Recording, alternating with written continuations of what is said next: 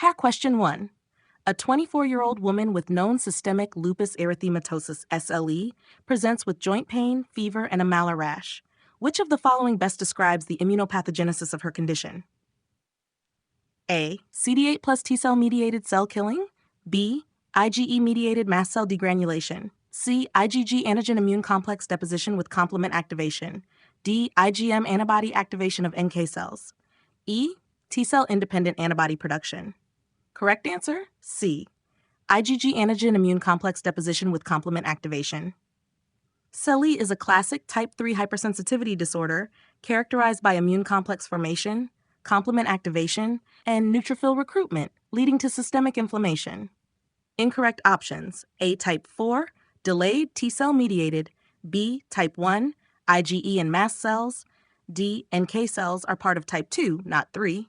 E. T-cell independence is seen in polysaccharide vaccines, not autoimmune disease. Question 2.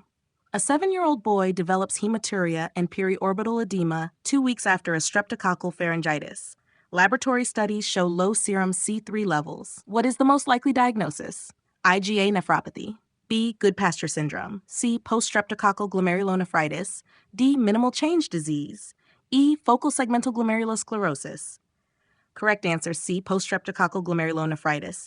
This is a classic type 3 hypersensitivity reaction. Immune complex deposition, complement consumption, C3, and neutrophil-mediated glomerular damage.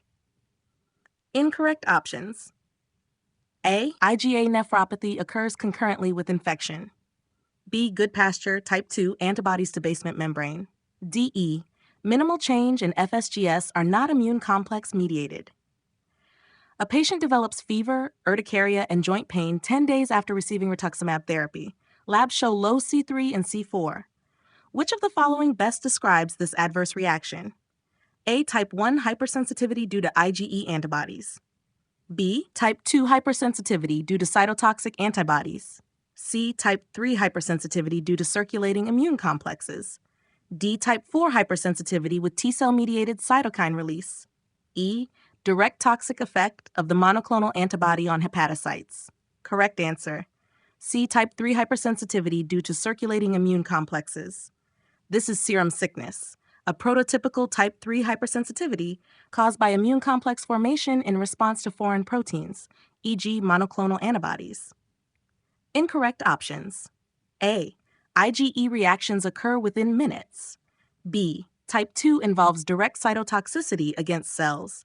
D. Type 4 is delayed but T-cell mediated. E. Not a direct toxicity mechanism. Question 4.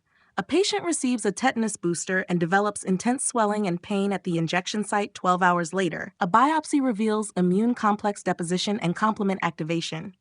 What is this reaction called? A. Arthus reaction. B. Serum sickness. C. Immediate hypersensitivity reaction. D. Delayed type hypersensitivity. E. Antibody-dependent cell-mediated cytotoxicity. Correct answer, A. Arthus reaction. The Arthus reaction is a localized type 3 hypersensitivity occurring in presensitized individuals. It involves IgG, immune complex deposition, and complement activation. Incorrect options. B. Serum sickness is systemic. C. Immediate type 1 IgE. D. Type 4 hypersensitivity equals T-cell mediated, e.g. TB test. E. Type 2 process, not type 3. Question 5. Which of the following findings is most indicative of a type 3 hypersensitivity reaction? A. Positive ANA and low C3 levels. B. Elevated eosinophil count and high IgE. C. Positive direct Coombs test. D. Lymphocyte infiltration with granuloma formation. E. Antibodies against acetylcholine receptors. Correct answer. A. Positive ANA and low C3 levels. In type 3 hypersensitivity, e.g. SLE, immune complexes consume complement, causing hypocomplementemia, C3-C4. ANA positivity supports autoimmune etiology. Incorrect options. B. Suggestive of type 1 hypersensitivity.